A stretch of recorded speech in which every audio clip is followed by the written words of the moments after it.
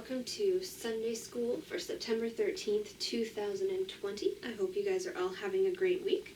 This week, we're going to start looking through our curriculum that we had been going through in the fall.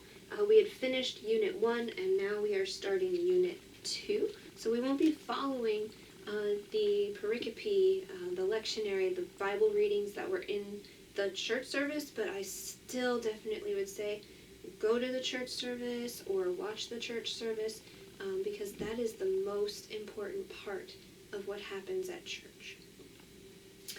So way back when we started making these videos, we talked about Samuel, who had been a prophet, and then he had anointed David king, and so we had David the king, and David had a son named Solomon, and Solomon became the next king. And Solomon was very wise. He even asked God for wisdom so that he could be the best king possible. But then he stopped following certain laws that God had given him. And when he stopped following those laws, it started causing a lot of problems for him and for the whole country of Israel.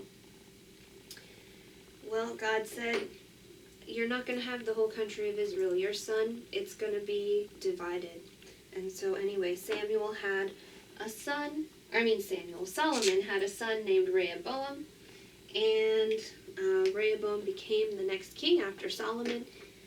And the people, they felt that Solomon had worked them too hard. This wasn't the main problem that caused Solomon's kingdom to start being pulled apart, but this is how God worked to bring that about. So the people, they came over to Rehoboam and they said, you know, your dad, he put a lot of work on us, and maybe you could make it a little easier, make it a little bit less.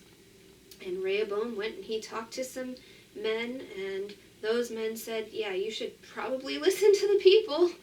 And then he thought, well, I don't like that. So he went and talked to some other men, and they said, no, make it harder for them.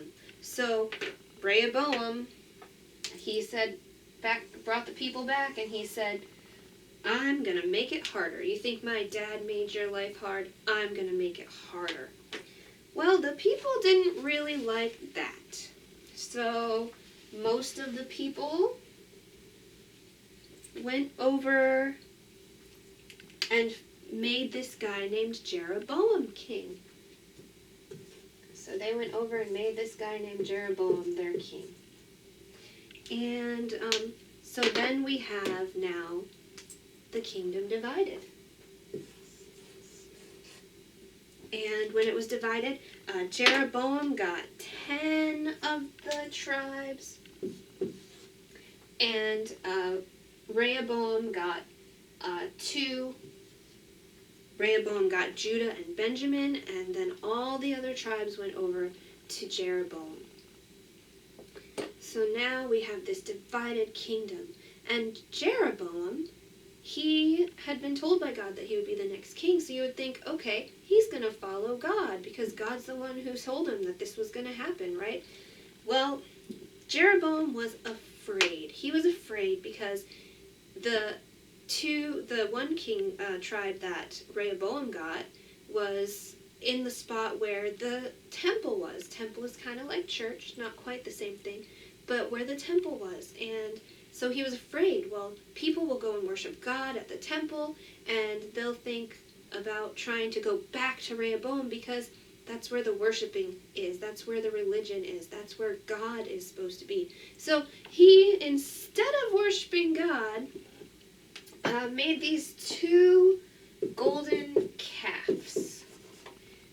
If you know the story of the Exodus, you'll know that back then Moses was up on the mountain, and the people got tired of waiting for Moses, and they ended up having Aaron make this big golden calf that they worshipped. They treated it as if it was God. And so Jeroboam kind of doing the same thing here. He set up these 2 temples with these 2 golden calves and told the people, don't go to Jerusalem, don't go where Rehoboam is king, come over here and worship these golden calves instead. So now Jeroboam isn't listening to God, and Rehoboam wasn't listening to God. So now we just have two kingdoms being ruled by kings that aren't properly listening to what God told them. So now we have this problem. Nobody's listening to God. What do?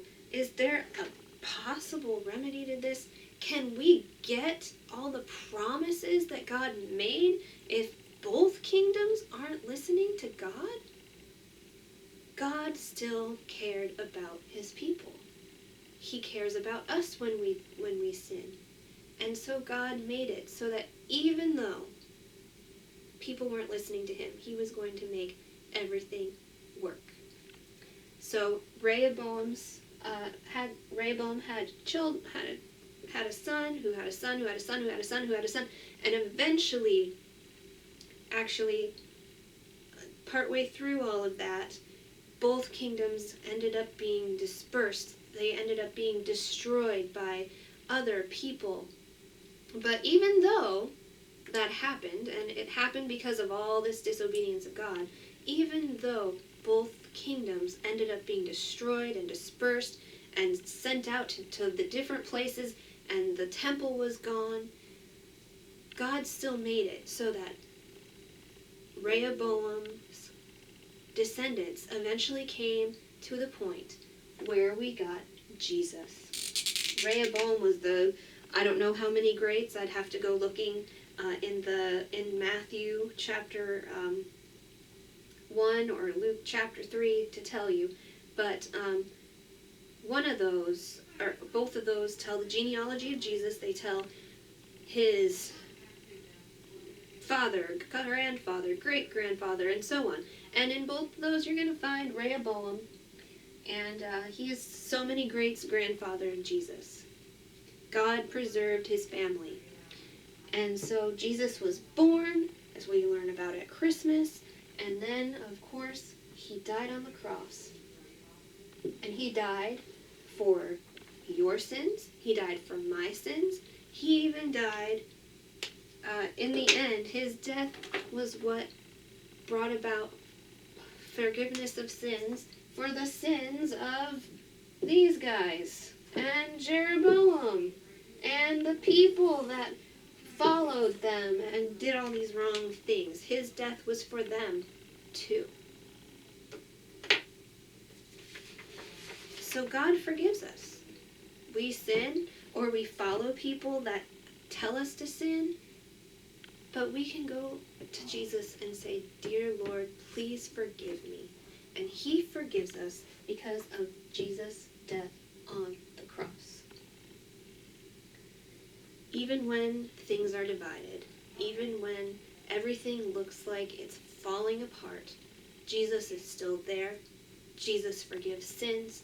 God is looking out for us.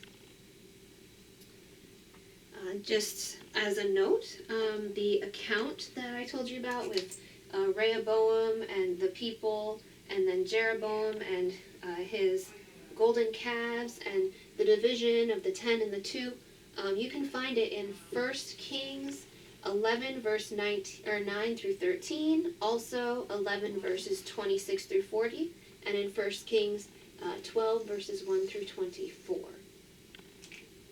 Definitely check that out and see the whole and most accurate account of what I just told you.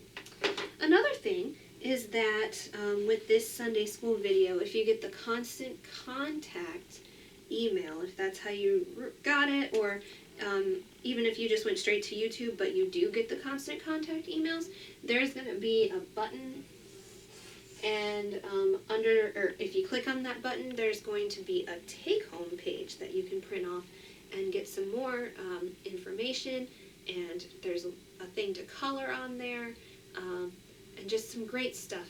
So I definitely recommend that you check that out. Well, I hope you guys have a great week, and we'll see you here next week to learn about a prophet named Jeremiah. Bye. God bless.